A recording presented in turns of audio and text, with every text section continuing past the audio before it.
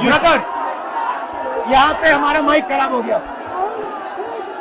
और public meeting करना मुश्किल है। जी बिल्कुल ठीक बात है। तो मैंने सोचा कि हम थोड़ा यूपी के बारे में बातचीत कर लें और आप अपना पर्सपेक्टिव हमें बताइए, हम आपको अपना पर्सपेक्टिव बताते हैं, थोड़ी डिस्कशन करते हैं। और ठीक बात है, ठीक बात है।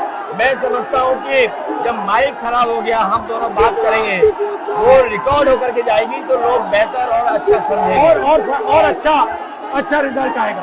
और क्योंकि सोशल मीडिया से वेल कनेक्टेड है तो सब लोगों को जानकारी मिल जाएगी कि हम और आप क्या बोल रहे हैं। यूपी जो 80 सीटें दे रहा है, इसमें 79 सीटें समाजवादी पार्टी, कांग्रेस, इंडिया गठबंधन जीत रहा है।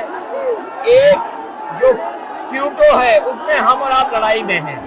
और इस बार क्यूटो नाम कैसे जापान वाला ही है ये क्यूटो, क्योंकि जो प्रधान सांसद हैं उन्हें सपना दिखाया था काशी के लोगों को कि दुनिया की सबसे बेहतर सिटी बनेगी क्यूटो।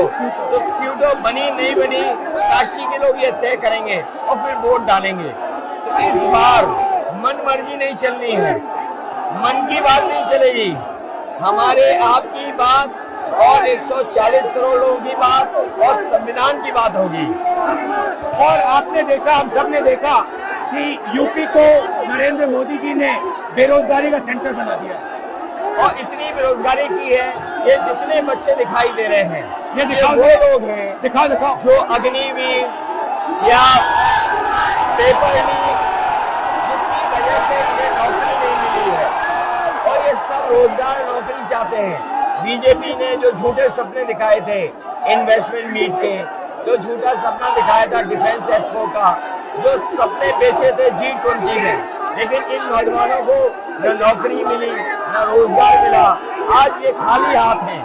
तो इसलिए हमें और आप मिलजुल के जो आपने कहा, जो इंडिया गठबंधन कह रहा है कि 30 लाख बच्चों को नौकरी दी जाएगी, उस दिशा में हम लोग काम करेंगे। और पहली नौकरी पक्की स्कीम जिसके माध्यम से हर ग्रेजुएट को नौकरी का अधिकार, बेहतरीन ट्रेनिंग और बैंक अकाउंट में 1 लाख रुपए साल के। आपने नोट किया कि मोदी जी खटाखट बोलने शुरू कर दिए। ये आपके खटाखट के बाद वो रटारट खटाखट कर रहे हैं।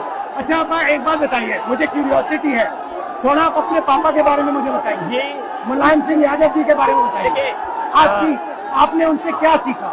नेताजी और उनके साथ के लोग बिल्कुल जमीनी राजनीति करते रहे। हालांकि नेताजी कुश्ती, पहलवान और गाँव के थे। करते हो कुश्ती? नहीं, मैं कुश्ती नहीं कर पाया जीवन में, क्योंकि मैं मिलिट्री स्कूल में चला गया तो कुश्ती नहीं कर पाया। लेकिन नेताजी इसीलिए धरती पुत्र बोले गए कि वो जमीन की बात को समझते थे। धरती पर जो लोग हैं उनकी क्या भावना है उसको लेकर के वो आगे बढ़ाना चाहते थे। और आपका इस क्षेत्र से और इस शहर से आज का लगाव नहीं है, न जाने कितने सालों पुराना लगाव है। जो इमोशनल कनेक्ट आपका इस शहर और शहर से है वो शायद और किसी राजनीतिक परिवार का नहीं होगा। तो नेताजी से उनका हार्डवर्क और अपने लक्ष्य के लिए लगातार काम करते रहना, जो गैर बराबरी की लड़ाई डॉक्टर राम मनोहर लोहिया यहीं लड़े थे। हालांकि हमारी आपकी विचारधारा की यहाँ टकराव रहा, लेकिन हमारे व्यक्तिगत या जो सिद्धांत में कभी समझौता नहीं हुआ। सिद्धांत को लेकर के हमने आपके साथ खड़े हुए और कई बार खड़े हुए, और आपकी भी पार्टी सिद्धांत से बहुत करीब रही समाजवादियों के। बट मुझे लगता है कि अब एक नई तरीके की पार्टनरशिप बन रही है, क्योंकि जो इस बार हमारा कोऑपरेशन है, शायद पहले ऐसा कोऑपरेशन नहीं हुआ। मतलब बिल्कुल सब जुड़ गए। सबसे अच्छा ये है कि जितना उन्होंने कहा 2 लड़कों की जोड़ी, उतना युवा आपसे, हमसे, इंडिया गठबंधन से और जुड़ गया। तो ये नेचुरल अलायंस है, और नेचुरल अलायंस इसलिए लोग महसूस कर रहे हैं कि वो चाहते हैं कि नौकरी और रोजगार मिले, नौकरी और रोजगार मिले। तो ये बड़ी भावना है कि हमसे आपसे ये यूथ कनेक्ट कर रहा है। सबसे सबसे बड़ी बात, महंगाई की चोट सबसे ज्यादा इन लड़कों को लगती है। हमारी थिंकिंग है और आपकी भी है कि ये जो 22-25 लोगों को नरेंद्र मोदी जी ने पूरा का पूरा धन पकड़ा है, उसको ठीक करने के लिए जो हमारे युवा हैं, माताएं बहनें हैं, उनको डायरेक्ट बैंक अकाउंट में पैसा देना है। देखिए, ये जो लोगों के पास पैसा पहुंचने से जो अर्थव्यवस्था को लाभ मिलेगा, मैं समझता हूँ इनका भाग्य भी बनेगा और देश की अर्थव्यवस्था भी बेहतर होगी। ये जरूरी स्कीम है कि इनके अकाउंट में पैसा पहुंचे, इससे थोड़ा बहुत जीवन स्तर इनका भी अच्छा हो। नरेंद्र मोदी जी डिबेट से क्यों डरते हैं? क्योंकि वो सच का सामना नहीं करना है ना, चाहते। पूरा उनका झूठ का गुब्बारा है। वो बीजेपी और बीजेपी के लोग मन मर्जी से चलते हैं, अपनी मर्जी से चलते हैं और उनको लगता है कि डिस्कशन की कोई जरूरत नहीं है क्योंकि वो सब कुछ जानते हैं। डेमोक्रेसी में जितना डिस्कशन होगा, जितने विचार एक दूसरे को हम सुनेंगे और एक दूसरे पे भरोसा करेंगे, उतना हमारा लोकतंत्र मजबूत होगा। ये बीजेपी के लोगों ने न केवल हमारी जान को खतरा पैदा किया है, बल्कि लोकतंत्र को भी और संविधान को भी खतरा पैदा कर रहे हैं।